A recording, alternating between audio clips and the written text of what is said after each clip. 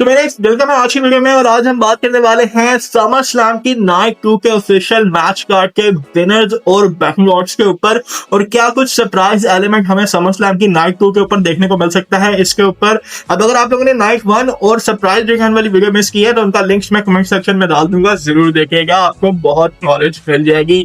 अब सर वापस आते हैं वीडियो की तरफ। और अगर आप लोग चैनल पे नए हैं तो चैनल को सब्सक्राइब और वीडियो को लाइक जरूर कीजिएगा। और सबसे पहले जिस मैच के ऊपर मैं बात करने जा रहा हूँ ये होने वाला है सिंगल्स मैच, जहां डैनहाउज़न जो है वो फेस करेंगे डोमिनिक मिस्टीरियो को। भाई डोमिनिक मिस्टीरियो का ग्राफ जो है वो इतनी तेजी से नीचे आया है जितनी तेजी से स्टॉक मार्केट भी नीचे नहीं आती, क्योंकि डोमिनिक मिस्टीरियो कहाँ सेथ रॉलिंस और मतलब world championship king of the ring tournament की अंदर जो है वो काम कर रहे थे और भाई रेसलमेनिया में फिन बैलर के अगेंस्ट थे, लेकिन अब उनका ग्राफ डे बाय डे नीचे आ रहा है। और डोमिनिक मिस्टीरियो का कुछ समझ नहीं आ रही कि उनका कैरेक्टर अब किस तरह का है। ट्रिपल ए के अंदर फिर वो थोड़ा अच्छा बहुत कर रहे हैं, लेकिन डब्ल्यूडब्ल्यूई के मेन रोस्टर या मैं मगन एक्लॉ की बात करूं तो इधर तो खैर आवा ही बिगड़ा हुआ है। लेकिन इस मैच के ऊपर मैं बात करूं तो इस मैच में मुझे लगता है कि डैनहाउज़न की जो विनिंग स्ट्रीक है वो कंटिन्यू रहने वाली है।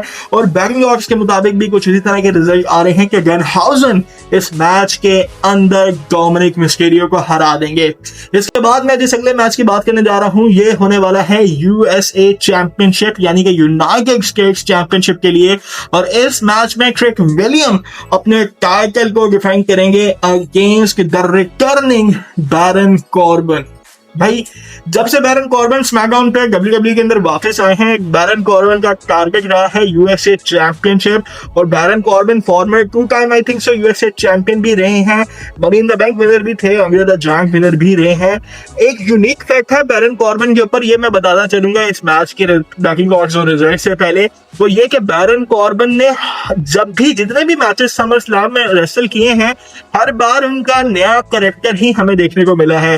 पहले एक उनका वुल्वरीन वाला था जिसके अंदर उनके लंबे बाल थे, फिर हमने हैप्पी कॉर्बन का कैरेक्टर देखा, फिर हमने जो है वो करप्टेड और जो मतलब अथॉरिटी फिगर कॉर्बन था इसको भी फेस करते हुए देखा समर स्लैम में। और फिर हमने एक वो पुअर कॉर्बन वाला जो इनका सीन कैरेक्टर बना हुआ था वो भी हमने समर स्लैम के अंदर देखा।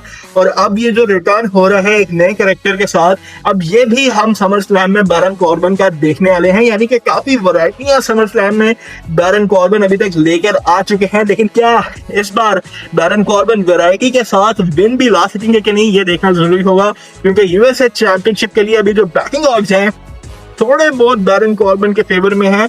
अभी भी एडवांटेज जो है वो ट्रिक विलियम के पास है कि ट्रिक विलियम अपने टाइटल को रिटेन कर लेंगे या कोई इंटरफेरेंस हो सकती है। लेकिन या मैं अगर सिंपल वर्ड्स में कहूँ इसी फ्यूड को और लंबा करने के लिए डब्ल्यूडब्ल्यूई बैरन कॉर्बन के ऊपर ट्रिगर पुल कर सकती है और बैरन कॉर्बन भी इस मैच को जीत सकते हैं। बैटिंग ऑड्स में उतार चढ़ाव थोड़ा इतना सही है लेकिन कुछ प्रिडिक्ट नहीं कर सकते। लेकिन जो अगर मैं अभी तक के बैटिंग ऑड्स की बात करूं तो ट्रिक विलियम फेवरेट है, लेकिन बैरन कॉर्बन के चांसेस भी करीब ही हैं।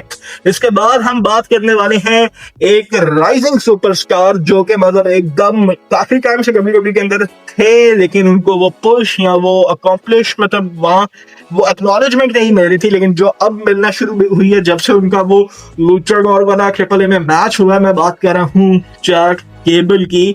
चैट गेबल जो है वो इंटरकॉन्टिनेंटल चैंपियनशिप के लिए जाने वाले हैं अगेंस्ट पेंटा, और बैटिंग ऑड्स जो हैं वो फेवर कर रहे हैं चैट गेबल को कि वो मिनेसोटा अपने होम टाउन के अंदर अपनी पहली सिंगल्स चैंपियनशिप डब्ल्यूडब्ल्यूई के अंदर जीत जाएंगे। इस चीज के बहुत हाई चांसेस हैं कि पेंटा का ये टाइटल रेन ओवर हो जाए। आई थिंक रेसलमेनिया से पहले का पेंटा का ये टाइटल रेन चलता आ रहा है और प्रोबेबली समर स्लैम में 2 दिन के अंदर 2 दिन मजीद समझ लो रह गए हैं पेंटा के टाइटल रेन के। और चैट गेबल जो है बैटिंग ऑड्स के मुताबिक न्यू इंटरकॉन्टिनेंटल चैंपियन बनने वाले हैं।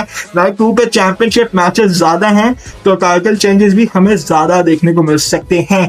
इसके बाद मैं बात करने वाला हूँ सिंगल्स मैच की या मैं कहूँ नंबर 1 कंटेंडर मैच की, जो कि होने वाला है फिन बैलर और सैमी ज़ेन के दरमियान। अब इस मैच के ऊपर मैं बात करूंगा कि सैमी ज़ेन के चांसेस बहुत अच्छे हैं कि वो इस मैच को जीत लें या कोई ना कोई डबल गेम्स हो सकती हैं। सैमी ज़ेन हो सकता है इस मैच को जीते। लेकिन अगर वहीं मैं फिन बैलर की बात करूं, फिन बैलर को स्मैकडाउन पे लाया ही इस वजह से गया कि उनको पुश दिया जा सके, एक अच्छा पुश उनको मिल सके। तो दोनों के चांसेस कुछ बराबरी के हैं। बैटिंग ऑड्स भी इस टाइम पर जो है वो ज्यादा फेवर कर रही है थोड़ा फिन बैलर को। और सैमी ज़ेन भी मतलब पास है, लेकिन सैमी ज़ेन अगर मैच हारेंगे तो वो क्लियर लॉस नहीं होगी, कोई ना कोई कांड होगा, यानी कि कोई ना कोई ऐसा ऊंच नीच होगी जिसकी वजह से सैमी ज़ेन ये मैच हारेंगे।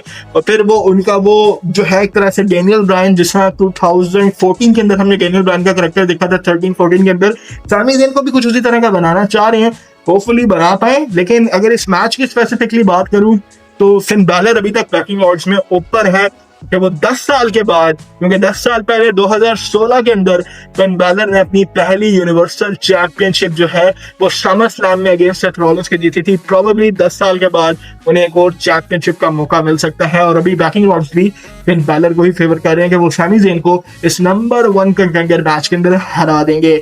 अब सैमी ज़ेन और फिन बैलर के बाद हम बात करेंगे वुमेन्स के लैगर मैच के ऊपर, जो कि वुमेन्स चैंपियनशिप के लिए होने वाला है। अभी तक जब मैं ये वीडियो बना रहा हूँ, रिकॉर्ड कर रहा हूँ, तो तब तक जो है हमारे पास 4 कंटेंडर जो है वो ऑफिशियली अनाउंस हो चुके हैं, मतलब अपने मैचेस को किसी न किसी तरह से जीत के लॉक हो चुके हैं। एक स्पॉट अभी भी खाली है और रूमर्स के मुताबिक उसके ऊपर भी थोड़ा जिक्र करेंगे। अब जो स्पॉट्स अभी तक फिल हो चुके हैं उनमें है शार्लेट फ्लेयर, जेड कारगिल, इसके अलावा टिफनी स्ट्रैकन, चेल्सी ग्रीन, और जो खाली स्पॉट है वो प्रोबेबली जा सकता है एजे ली के पास। रूमर्स के मुताबिक एजे ली जो है वो इस नंबर 1 कंटेंडर मैच के अंदर जो है, मतलब इस वुमेन्स चैंपियनशिप के जो इंटर वुमेन्स चैंपियनशिप होने वाली है इसके मैच के अंदर इंटर कर सकती हैं।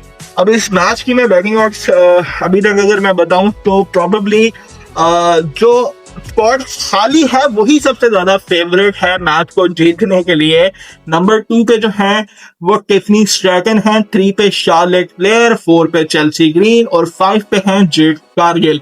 यानी जेड कारगिल के चांसेस जो है वो सबसे कम है और प्रोबेबली कम होने भी चाहिए हैं, क्योंकि उसका टाइटल है इतना कुछ खास रहा नहीं, उन्हें कुछ टाइम लगेगा दोबारा से चैंपियनशिप में, मतलब दोबारा से स्कूल पिक्चर में आने में।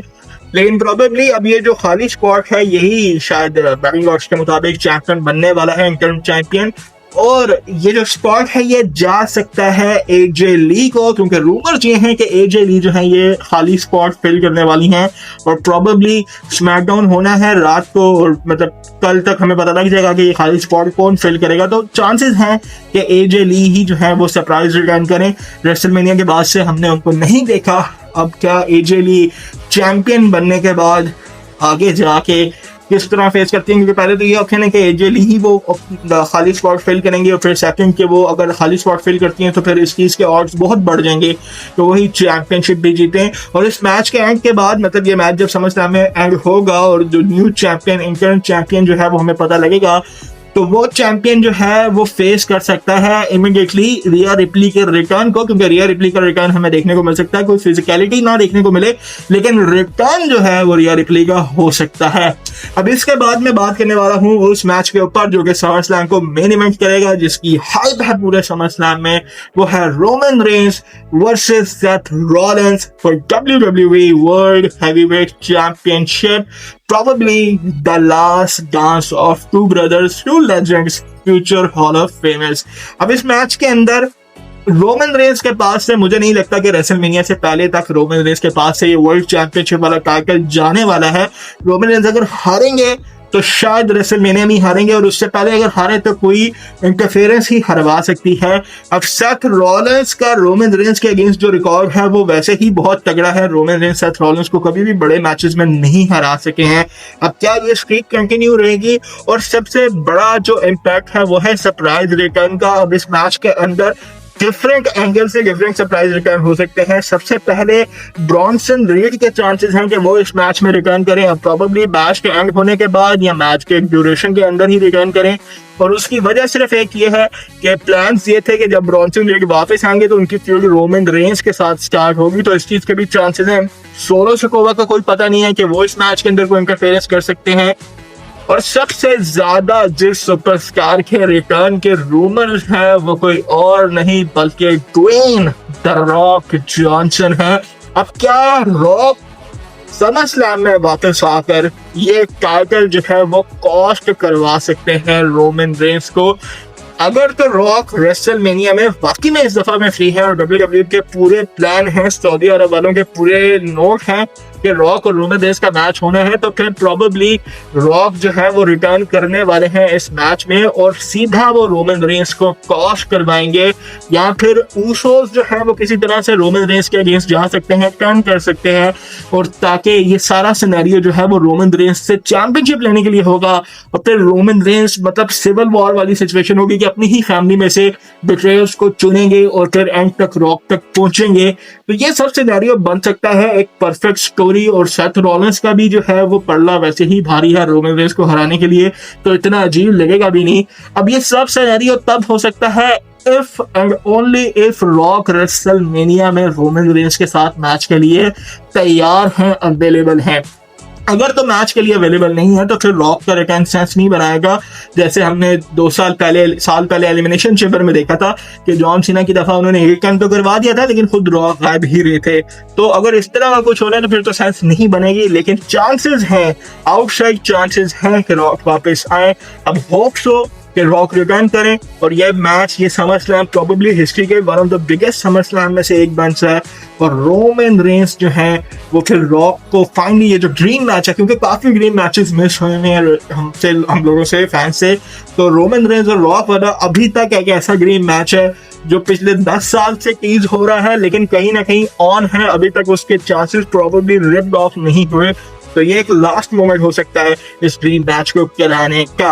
अब बहरहाल आप लोगों को क्या लगता है, अगर मैं बैकिंग ऑफ की अभी तक बात करूं तो अगर तो रॉक नहीं आते, यानी कि रॉक का रिटर्न नहीं होता, तो रोमन रेंस ये चैंपियनशिप रिटर्न करने वाले हैं, मतलब रिटेन करने वाले हैं, और रोमन रेंस सेथ रॉलिंस को हरा देंगे। लेकिन अगर ये मेरी प्रेडिक्शन होने वाली, बैकिंग ऑडियंस रोमन रेंस को फेवर करें, लेकिन अगर ये मेरी प्रेडिक्शन है कि रॉक वापस आते हैं तो मुझे नहीं लगता कि रोमन रेंस फिर चैंपियनशिप को पास रख पाएंगे, क्योंकि अगर रॉक ने आकर रोमन रेंस की ही हेल्प करनी है तो फिर आखिर चैंपियनशिप किससे हारेंगे रोमन रेंस, तो ये भी एक सवाल है।